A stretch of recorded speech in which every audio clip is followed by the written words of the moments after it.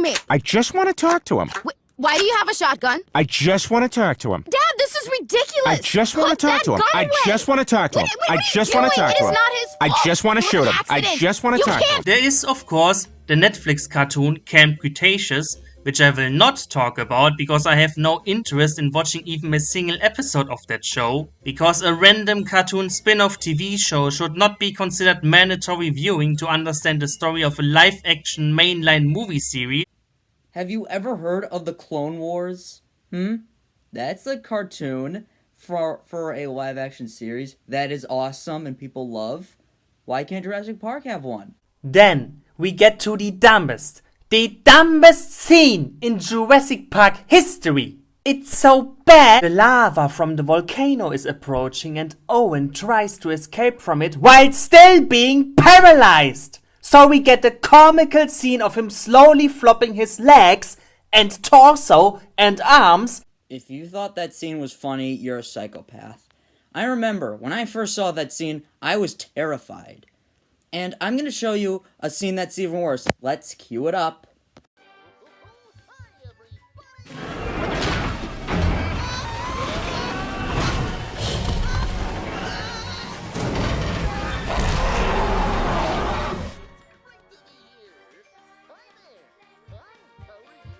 Well, just to make clear, I'm not saying that the whole Spinosaurus attacking the boat scene is dumb. I'm saying the Barney cutaways are stupid because it's taking away from the suspense. How am I supposed to take this scene seriously when it's cutting from a generally scary scene to a kid watching Barney? That's a bad scene. The T-Rex interrupts the Carnotaurus and poses against the backdrop of a volcanic eruption. Does that look like it would make a good wallpaper? Yeah. Does it make sense for her to do this instead of running away from a volcano? No, it does not. You know, when you want to make, something look, triumphant and, victory, you make it look large and, powerful. As you can see, the T-Rex here is triumphant, is larger than Owen and the Carnotaurus to show that it's the queen. It's called scale framing. It's something they use in filmmaking. So, and also, we need to show the T-Rex. It needs to have human clones in the Jurassic Park franchise. Also, do you realize the implications of this? We have weaponized genetic dinosaur hybrids, and we have genetically created humans. From there, it's just a small step to create dinosaur-human hybrid soldiers and ruin the Jurassic Park franchise. No, that concept art you just showed was never actually going to be in a movie.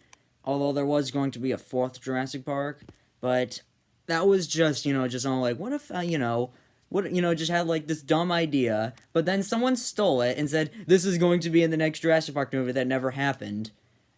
And besides, militarized dinosaurs are never going to happen, but I do agree it is a stupid idea, and we should never have dinosaur-human hybrids, but thank God that was not real. Because even though she's already responsible for every catastrophe caused by the Indominus Rex, now she is so attached to dinosaurs that she puts their lives over those of millions of people. Claire wasn't the one who made the Indominus Rex. She presented it to a couple people, and the general public wasn't really aware of the Indominus. Only a few people were.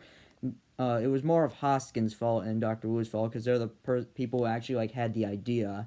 Hoskins had the idea of, militarizing dinosaurs, which is not happening, and Wu's the one who made it. Claire is the one who presented it. And are those 30 dinosaurs going to do anything to a country with 330 million people around that? Are they going to put a dent in the U.S. population? Most of them are herbivores. Although, sure, they'll cause some property damage, but mostly, it'd be more common that the dinosaurs would just stay away from the humans.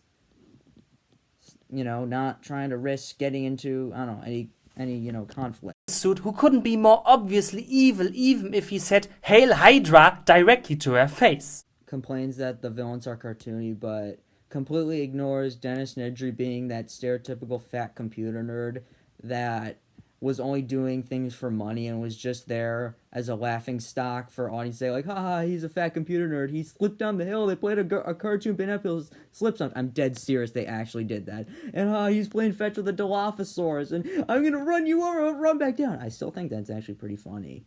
That Hammond and Lockwood actually started with the genetic dinosaur experiments not on Isla Nublar or Isla Sorna, but in a facility below this mansion. This is such a stupid retcon because the whole point of creating the dinosaurs on an island was to make sure they could never escape into urban places. And now you are telling me that they started with this work in a laboratory under a mansion in California? What? They didn't clone dinosaurs in the Lockwood Mare, they extracted the first genomes there. And if you're starting, this whole thing, you're not gonna own an island off the coast of Costa Rica right away. You gotta get your feet wet. The Lost World had a whole T-Rex family, a young and an adult Stegosaurus, a Triceratops, a Pachycephalosaurus, at least one raptor, and a ton of compies. The only animatronics I saw in Jurassic World Fallen Kingdom were Blue, the T-Rex, and maybe 2 scenes of the Indoraptor. Everything else looked CGI. In fact, even Blue's animatronics sometimes had CGI eyes. Well, that is true what you said, that The Lost World has a lot more animatronics in Fallen Kingdom. There's a difference between quality and quantity, although The Lost World has lots of animatronics, but they're not on screen for that long, and they're not full scale. The Triceratops you said was only a head, and it was on screen for a little bit. Same with the Pachy. The T-Rexes weren't really full scale, but they were still really impressive, but I'm not saying they look bad, but they're still really great animatronics, but they're not on screen for that long. But Fallen Kingdom's animatronics, despite there's only the T-Rex, Blue, the Stegosaurus, which he forgot to mention, but he did put in the subtitle, and also an Indoraptor. There may have been a couple maquettes, but all of them are all on screen for a while, and they're the T-Rex is full scale and Blue's full scale animatronic, and they're on screen for a while, so you are kind of wrong. This scene has an animatronic T-Rex. It highlights how much the use of animatronics has fallen since the original. In the first Jurassic Park movie, the T-Rex animatronic is standing and can move its jaws, its head, and its neck around. Well, if you didn't know, when they were filming the T-Rex breakout scene in the original Jurassic Park, the T-Rex animatronic was malfunctioning in the rain because the water would soak through its latex skin. It would cause it to get overweight, to get heavier, and it would shake. So, and just a problem they had. But then they waterproofed the T-Rex animatronic in the Lost World and the Spinosaurus animatronic in the Lost World. But other than that, that's not really counted. But other than that, I rest my case.